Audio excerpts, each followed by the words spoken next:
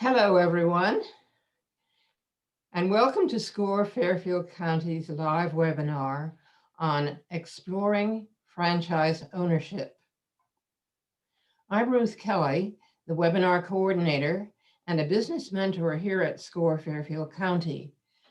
I'll be your host today, and our presenter is Michael Rosen, but more on Michael in just a minute. First, some brief information on SCORE.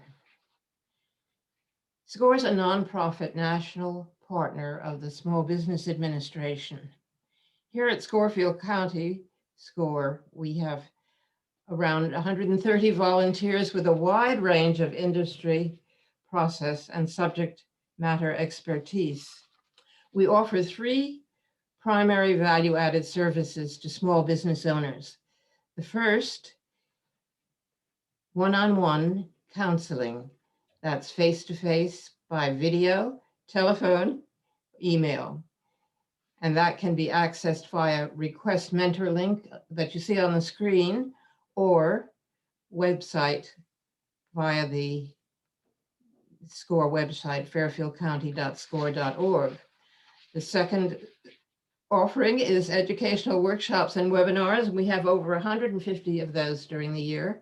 One of these you're looking at right now. And finally, SCORE has an very extensive resource on our website, including a network of subject experts at your disposal. Our next live webinar is Monday, April 12 at 6 p.m. And the topic is Basic Excel 1 with Bud Freund presenting. Look for the specifics on fairfieldcountyscore.org. We also have a large number of archived webinars on many business topics that can be viewed on demand via our website. Some useful information about today's event. We've set aside time for questions and answers at the end of the presentation. If you have a question, please use the chat window at any time during the presentation. It's located on the lower part of your screen. This webinar will end sharply at 1 o'clock to respect your time. The session is being recorded, and the link to the recording will be available at fairfieldcounty.score.org within the next couple of days. Now it's my pleasure to introduce our speaker, Michael Rosen. Michael is a franchise consultant with FranNet. He's marketing president since 2017. Today, he'll give you education and guidance to help you determine if franchise ownership is right for you by matching your skills, goals, lifestyle, and budget. He has several decades of experience in the insurance industry, most recently as Chief Information Officer for Renaissance Insurance. Michael has an MBA from Boston University School of Management and a BA from St. Lawrence University. Michael, it's all yours. Thank you, Ruth. Hopefully everybody can hear me okay today. I put up our agenda, topics that we're going to cover. Hopefully this will give you a good introduction to franchise and business ownership. A little background on FranNet. We're a 33-year-old international franchise consulting firm. We have over 100 locally based consultants throughout the United States and Canada. And we're proud to be national partners with SCORE and the SBDC. Both SCORE and SBDC are resource partners of the SBA. What FranNet does is to educate prospects on opportunities in business ownership, to offer choices so they can make well-informed decisions. And we pre-screen the franchise businesses that we work with, and we do not sell franchises. Okay? You're here today because you have some interest in learning about business ownership and franchising. And perhaps you've thought about some of these motivations for owning a business. These are typical of what we see from our clients that we work with. Okay. There are really three different ways that you can start a business. We're going to talk today about buying a franchise, but there are two other ways, of course, to start a business from scratch, independent business, to buy an existing business, and but we're going to be focusing on a franchise. So a franchise is a license to use the name, trademarks, products, and systems of an existing business, okay, in exchange for a franchise fee and an ongoing royalty payment of some kind. There are both advantages and disadvantages to buying a franchise, and you should be aware of them. The advantages include name recognition, use of a licensed trademark, right, a proven business system, training and support both before you open your business and after you open and continue to grow your business, a lower failure rate versus starting a business from scratch, a lower cost overall. Financing options are available to you. Disclosure, meaning that the franchise system is regulated by the Federal Trade Commission, and every franchise is required to provide a disclosure document. More on that in a bit. And a franchise family. Every franchise system has its own culture. On disadvantages, and there are some, not every industry is going to be represented, in franchising. Heavy manufacturing, as for example, not likely to find a franchise doing that. Franchises are going to have structured operating systems, some more than others. Typically, there's going to be a territory restriction on where you can operate your business, and very often you're restricted to sell only the products and services offered by the franchise. And there is that ongoing royalty payment.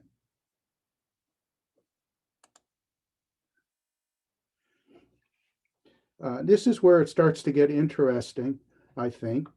People begin to realize that there's more to franchising than just French fries, right? And we look at franchises that thrive in all economic conditions. And now we even have to include the term essential service and pandemic resistant in our vocabulary when talking about franchises. Senior care is one that's getting a lot of notice, even more so today than perhaps in past. And this can include both personal care and companionship, skilled nursing, facility placement and advocacy, family consulting, and even estate sales. Okay. Senior care and related businesses can be home-based, and some can even be lower investment to get started, under $100,000.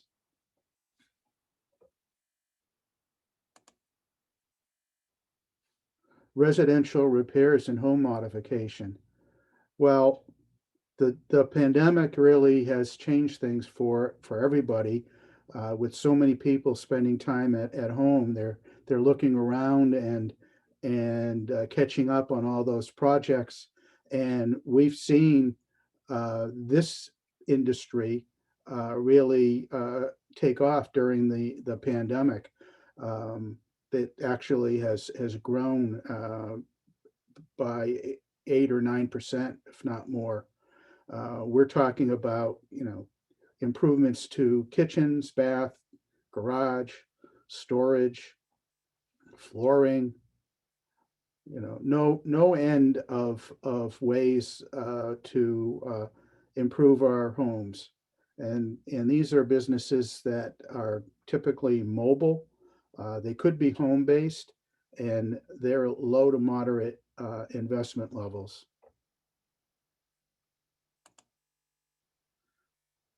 Another essential service is automotive. And while in the early part of the pandemic, at least the people perhaps were driving a little bit less, automotive is expected to be a strong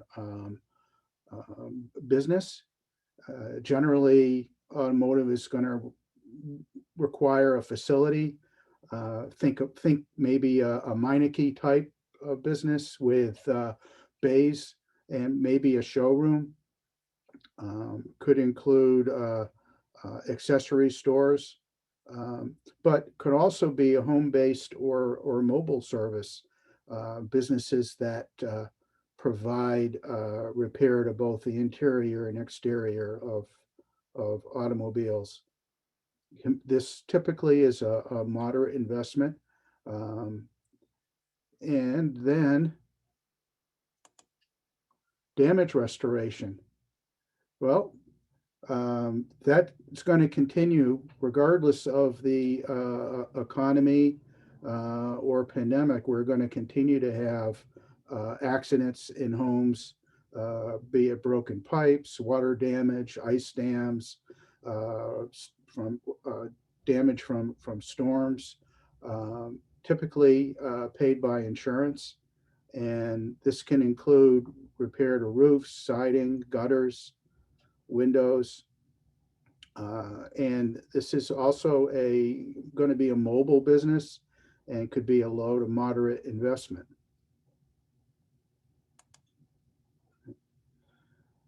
We have even businesses that are professional, white collar, B2B, in areas like business coaching, digital marketing, staffing, sales, and employee training. Uh, Oftentimes, these are going to be home-based businesses, or they could require a small office. Typically, a low investment, low overhead business.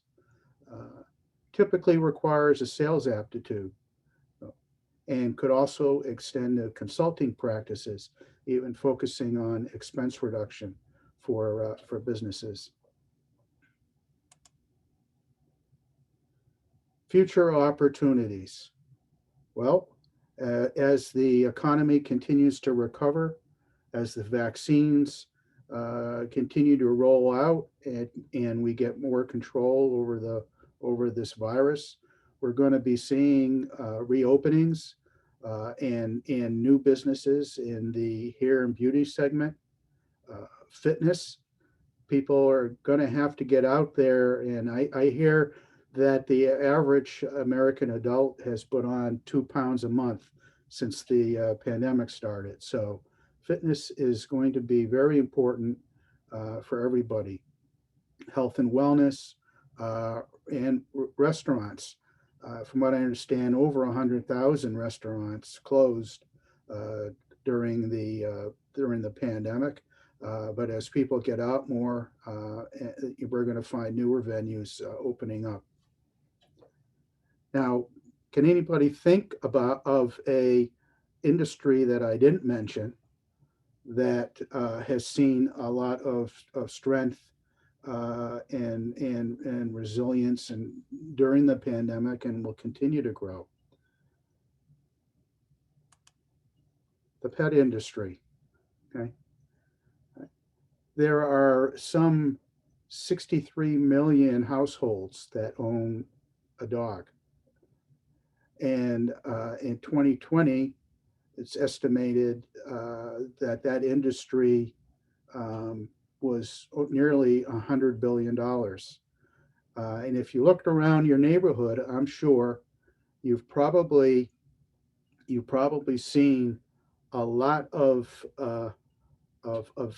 pets, dogs in particular, in your neighborhood that you haven't seen before. I know I have. It seems like every other house, if not more, um, has a dog these days. Um, and yeah, real estate. Yes, that's been a strong industry. It's a very um, I think it's a there's a small supply these days. Not very many homes are on the market, and they're being bid up. And yeah, everybody's been heading to the liquor store more, from what I understand. So I agree with you on that one. The franchise disclosure document, I mentioned this earlier. This is important. It's an important part of a franchise being fully transparent and really telling you upfront, what you need to know about their business.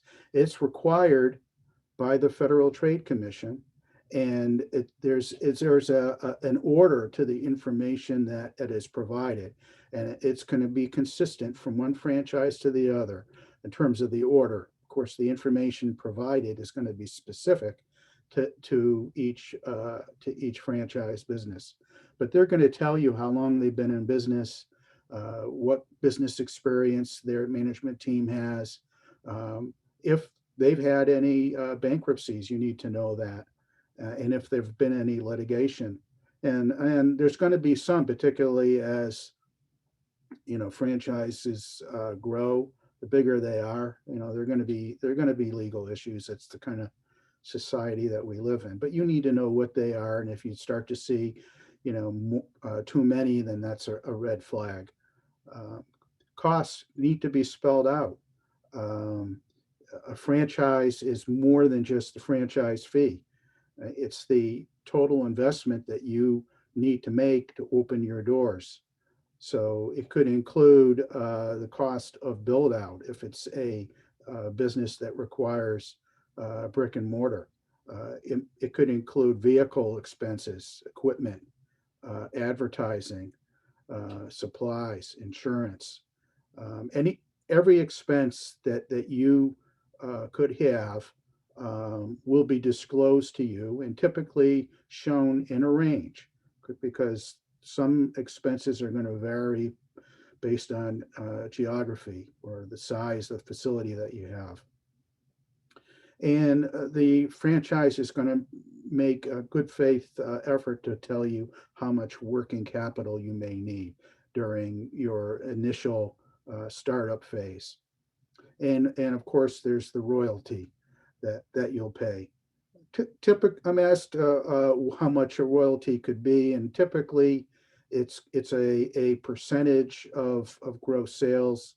I frequently see in the area of 6 to 8%. Sometimes it's a flat royalty. Sometimes it's a declining royalty as you grow. It will vary from one business to the other, and you will have a copy of the franchise contract. You're going to also see obligations on both sides, uh, territory definition, and this is really, I think, important and a key differentiator between franchises and independent businesses, is that you are provided with a list and contact information for current and past franchisees, so owners that are in the systems, and that you can talk to them one on one and validate what you've been hearing from the franchisor. Earnings claims may be included in the disclosure document. And earnings claims can only be discussed by the franchisor and have to be represented in the FDD for them to discuss them. Financial statements for the franchisor and all of the policies that you know need to be aware of are going to be in there. Okay? And as I said, current and past franchisees will let you know what the actual success or failure rate have been with business owners in that system, and they're going to be typically very open in the conversation that you have with them. Uh, People's eyes begin to open up a bit more when I tell them that there are over 3,600 different franchise companies today in more than 90 industries and over 900,000 operating units.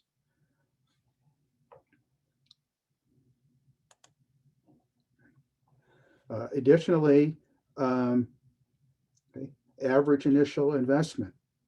Um, you see that you don't need $1 million to start a franchise business.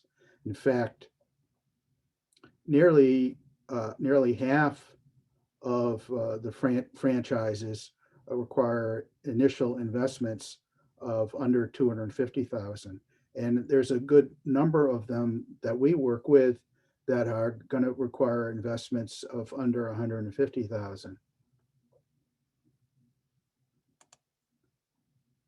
Now that kind of money is still big money, and there are ways of financing that.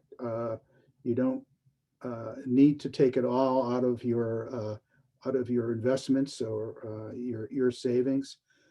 You can use a variety of financing means. SBA-backed loans are very popular today. They're loans that are provided by lenders, banks, you know, predominantly, and they're backed by the SBA. Um, and also, there are ways of being able to tap into some retirement or tax deferred funds that you may have. We certainly don't recommend that you liquidate your retirement savings, but a lot of people have put away a lot of money into tax deferred accounts, and that is a way that you can help to fund your business in a way that it is not a loan that needs to be paid back on any predetermined schedule. It is not a taxable distribution. When you do this the right way, your business becomes an asset and actually issues a stock certificate to your 401k.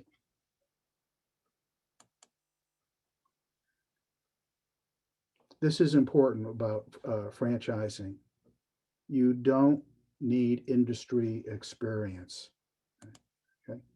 Franchisors want people who are going to use their system, that will focus on being an owner, that bring to the table business and management skills along with people and communication skills. They want to train you on how to use their system. And they want people typically who are going to be working on the business and not necessarily in the business. A franchise, it's a great fit for you, okay, when it's a vehicle that can get you to your destination while meeting your lifestyle and financial goals. Okay? When it's a way to reduce risk, when it provides income security, okay, versus job security. Franchise is a proven systematic approach to starting and staying in business.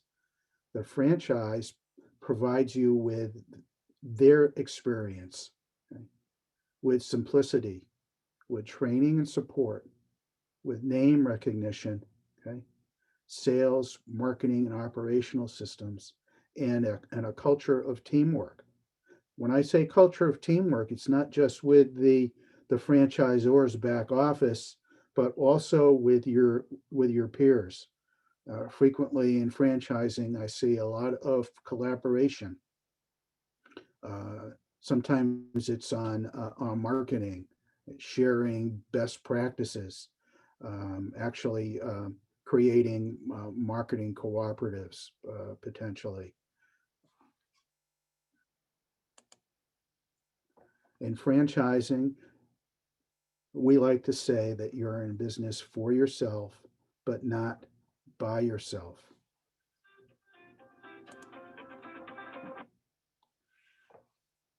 So when you're investigating franchising, ask yourself 3 questions. Are you willing to follow the franchisor's system? Is it affordable? Is the risk level acceptable? And will you enjoy your business?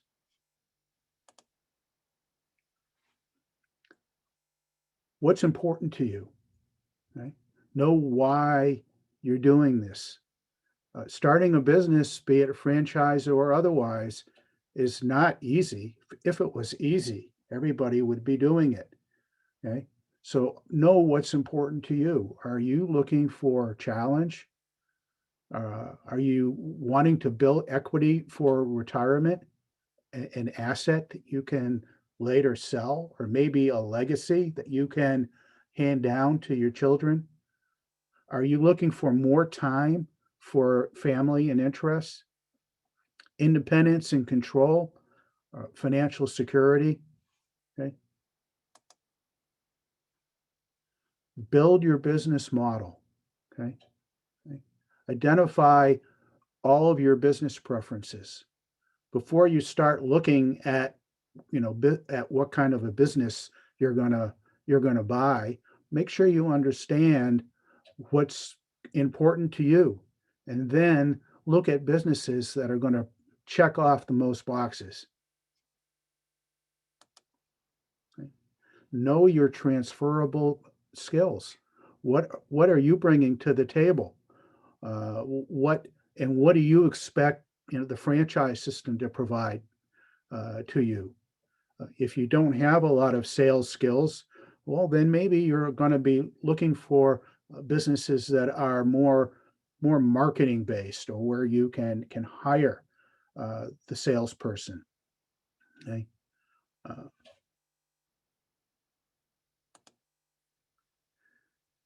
Identify your financial and lifestyle goals. Where do you want to be a year from now, 10 years from now? Okay? And how is this business going to help you get there? Okay? Talk to professional advisors along the way. Okay? A funding consultant, a franchise attorney, an accountant. Okay? Uh, Read some books. Here are 3 that we recommend. Okay? And request your free roadmap to success. This is a SCORE co-branded booklet that is put out by SCORE and FranNet, and I'm happy to provide that to you. You just have to reach out to me and let me know you would like it.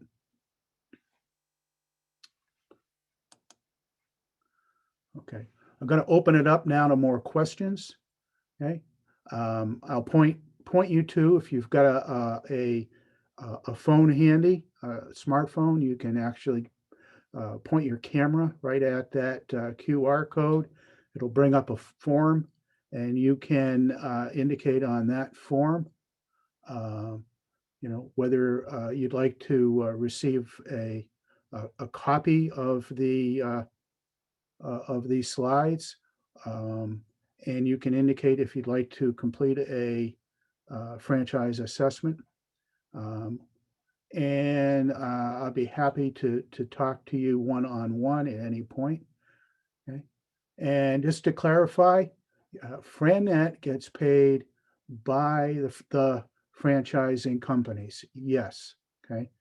We get a referral fee.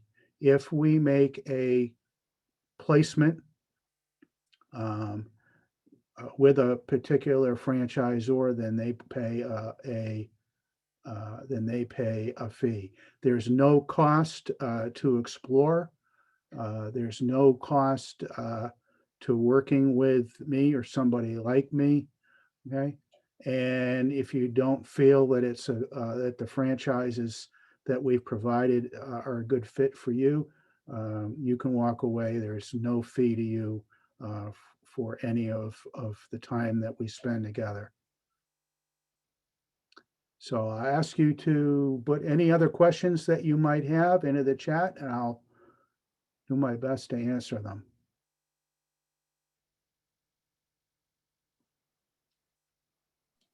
Michael, it's Ruth. We have a question Okay. From the chat asking about the landscaping business, and do you have any comments on the future of franchising in that area? Is it pretty well covered, or is it everybody has landscaping to do?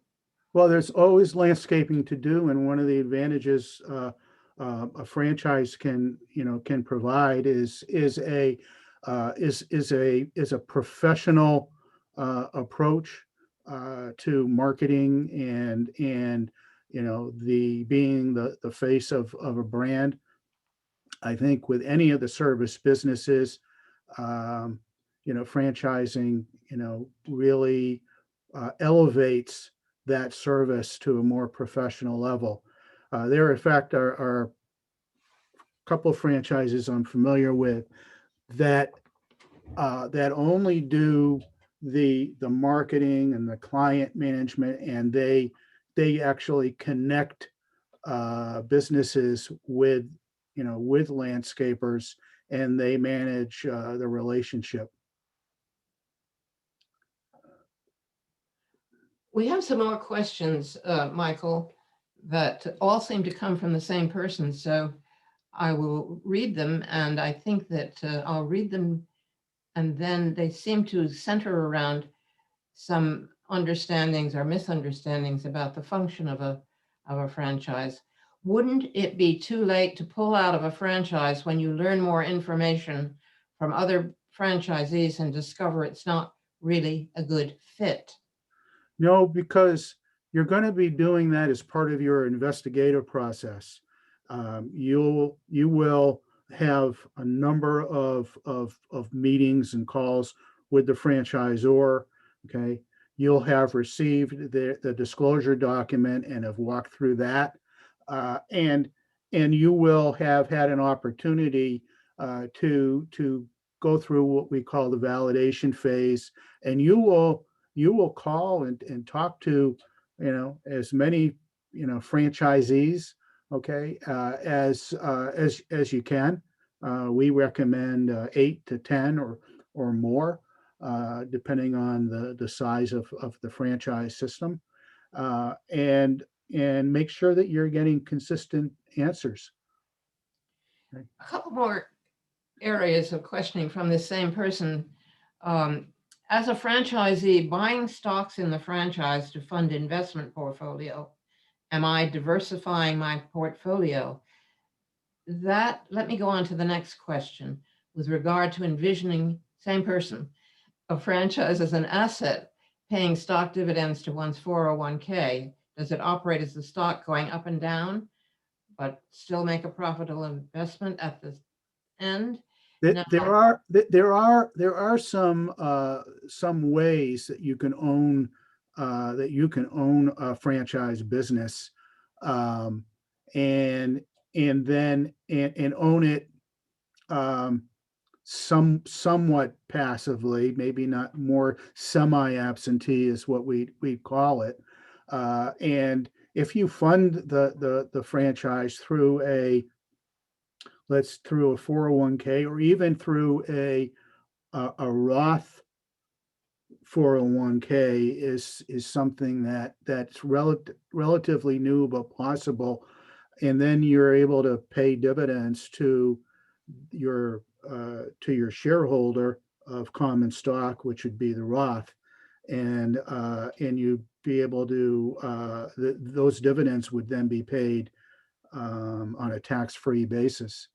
I'm happy to talk to you further, about that, and actually put you in touch with a funding consultant that could walk through more of this in greater detail. In your And experience, though, Michael, most franchisees operate the business themselves. Isn't that your experience? no franchisees operate the business Most of themselves. them, most of them that you have. Uh, well, there are some models that are going to be owned, that can be owned and operated by the franchisee. Though typically those are in more often going to be in B2B services, like being a digital marketing consultant, for example, or a expense reduction, consultant. Those are home-based businesses and work very well where there are no employees. Also, another example of that kind of a business is one that you're familiar with, Ruth, is the senior placement business. And there were a couple of people, as I recall, that won some awards with that are part of the Oasis senior consulting business. That's another one where you can operate it, on your own and not necessarily have to have employees. I'm not sure if I've answered the question though. So, We have a question from Valeria on another area, but relates to what we're talking about. What are your thoughts on the aesthetics business? Are they going to continue being rentable in the future? Now, using the term rentable, you mean buyable, Valeria? Can you answer that in the chat is, question? is aesthetics related to the beauty industry? Is that what you're referring to?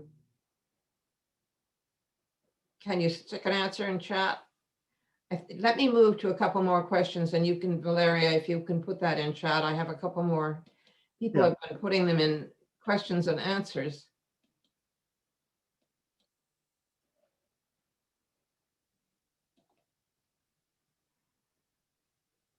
Are there fashion franchises? That's a good one.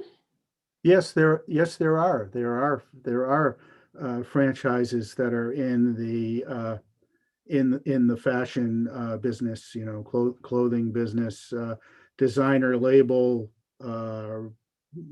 type businesses. Yes, there are.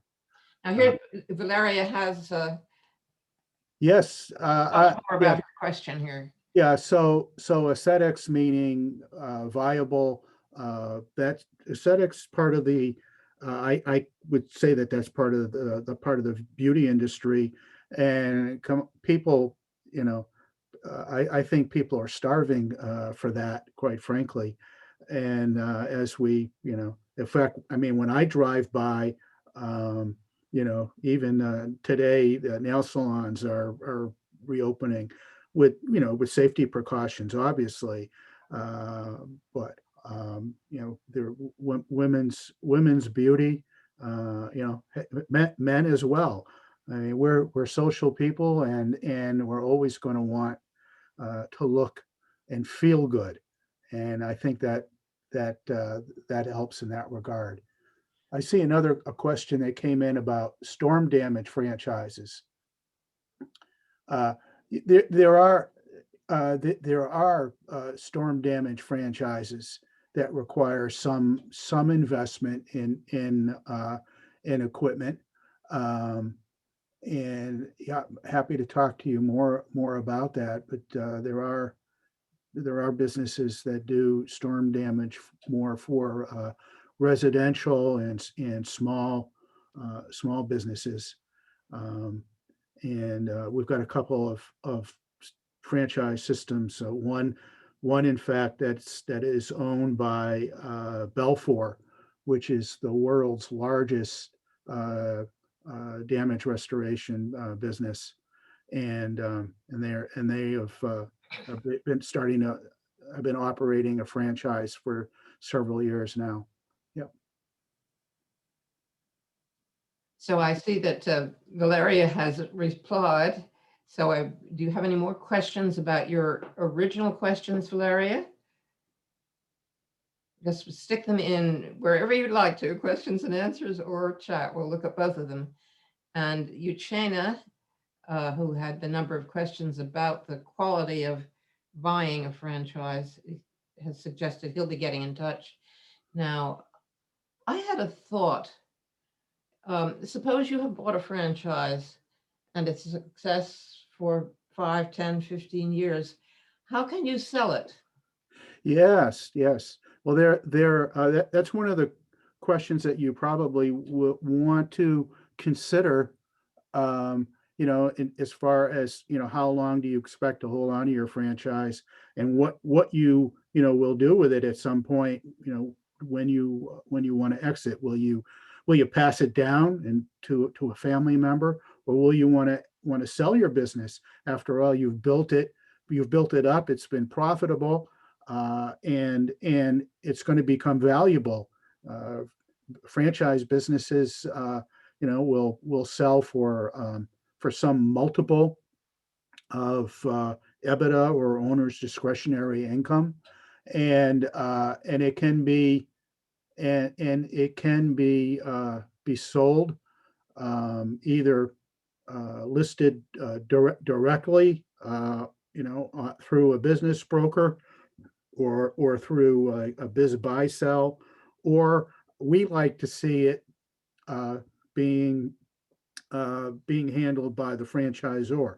Many franchisors will assist their owners when it comes time to sell, and that's where we can get involved as well.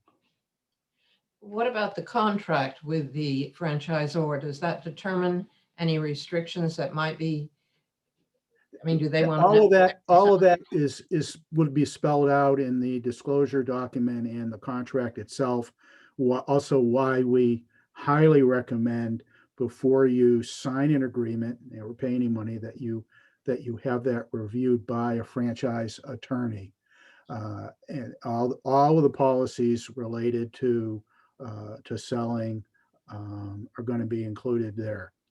So I've heard it suggested that before you start the franchise purchase, it's a good idea to talk with an attorney about the agreement. Yes, and if you work with me, I always recommend that you have a franchise attorney review both the disclosure document and the agreement, because they can point out clauses that are that are important for you to understand, and sometimes there can be room to negotiate a little bit, although most franchisors do like to stay with the agreement as is, because they're a national franchise, and they have to maintain a certain amount of consistency. But there are places where they can be amenable, and you might be able to work out an addendum or a side letter. We're back to another question from Valeria, who is the woman who has been interested in aesthetics, and she describes this. What about costs of opening a spa in the United States? I'm from Argentina. Is it difficult? Well, the cost of opening a spa, that's going to vary, can vary, considerably, depending upon, the services that are provided, the size of the space, the build out that's needed. But anytime you're talking about a business that requires brick and mortar, you are adding on, a cost to that. But I've seen some very some really nice businesses. They're more the moderate investment level, and it's really hard for me to give you specifics, but I certainly be willing to talk to you and learn more, and be able to make some recommendations. You mentioned that you're from Argentina, and so that's something that need to think about, or you might want to. Do you need to talk? I don't know how long you've been here in the U.S. There may be some restrictions on owning a business, um, if depending upon the type of visa or whatnot that you have. But happy to talk to you some more about that.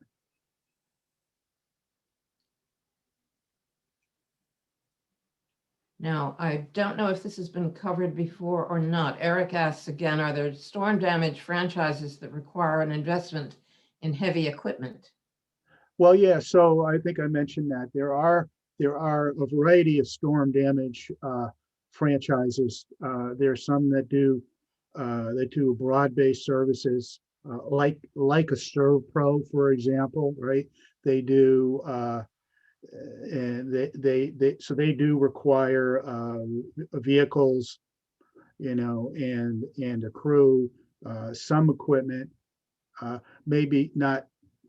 I don't know if I categorize it as particularly heavy equipment, but it's going to depend upon the nature of the service that's being provided.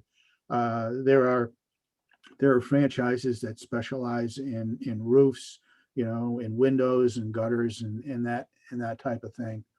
Um, but there definitely are franchises and in that in that industry, and they will require some kind of equipment. The good thing about businesses, franchises or otherwise, that do require equipment is that you get some very favorable tax treatment, from being able to expense the equipment, in your first year. Here we have another anonymous question. I don't think we've covered this. Are there fashion franchises? Yeah, I think I answered that. There are franchises that I would depict as being in the fashion space. I've seen some franchises that uniquely go out. One franchise that comes to mind actually buys very lightly used or light new fashion labels, and then resells them in a boutique kind of environment. Yeah, very interesting to talk with that person more about that, or other franchises that may interest them. And what we like to do is start with a personal franchise assessment, and then from there we work together to build a business model, and then we point you to franchises that best fit that business model, that check all the boxes for you, including the size of the investment, the nature of the business, the kind of employees and customers that you'll have, and so on.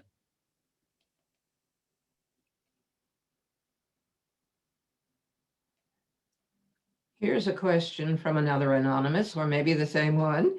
What does it take to be on the other side of the franchising business, meaning in becoming a franchisor? I guess that's someone who has a business they're considering. Yeah, so typically, I can tell you what little bit I know about that side of the fence. Okay, to be successful as a franchisor, uh, you really need to have been in business for some period of time, and and preferably have opened more than one location, so that you can show that that this is a business that can work, not just for one location, but can be is repeatable. Okay, and then you I recommend that you at that point would seek out a development partner. There are firms like Pinnacle Franchise Development is one that comes to mind. Where they help early stage would be franchisors. Figure it all out because and you've got to be able to make an investment. And you've got to produce the disclosure document. You've got to create infrastructure and show that you've got training resources, ability to support a growing franchise system. But I all franchisors start somewhere. But usually it's from having a business already up and running. Now we have another question from our many. You may have mentioned this earlier. Are there independent franchisees with no additional employees, only the franchisee? I think Yes. you pretty much covered that, didn't you? Yeah, yes, there are. There are. And if that's really becomes part of your business model, that you're looking for concepts where there are no employees, required. You can scale it if you choose to, or you can operate it solo. Most of the concepts that we work with, will scale and have employees, but there are a good number of them that don't require employees, and it's a matter of finding, a business that you can enjoy and work in and on at the same time. But yes, definitely are.